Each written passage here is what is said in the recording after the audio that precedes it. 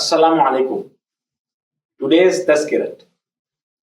આજે સબકમાં મસ્જિદની જિકરમાં જમે થઈને એક બીજાથી ઇન્સ્પાયર થવાની, એક બીજાથી શીખવાની વાત થઈ.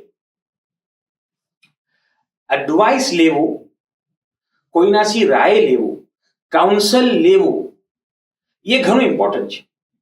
અને હંમેશા ये ફ્લેક્સિબિલિટી રાખવી જોઈએ કે કોઈનું એક્સપિરિયન્સ છે, કોઈનો તજુર્બો છે, મેં એનાથી શીખું. કોઈ આ ચીજમાં ઘણું રિસર્ચ કર્યું છે, ઘણા આગળ ગયા છે, મેં એનાથી શીખું. ઓલ્સો કોઈ આ ચીજ કરીને નથી કામયાબ થઈ શકા તો એના કયા શોર્ટફોલ્સ યા શોર્ટકમિંગ હતા એનાથી મેં શીખું તો એનાથી બચી શકું. ઓલવેઝ ये ઓપન માઇન્ડેડનેસ રાખવી જોઈએ. ઘણા લોકો ક્લોઝ માઇન્ડેડ બની જાય છે કે મેં તો આમ જ કરીશ, મેં તો આમ જ જોઈશ. એમ નહીં.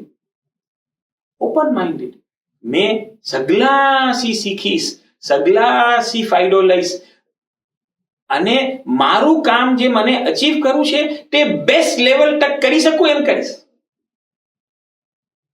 સો open minded, flexible, seek help, seek advice, seek counsel.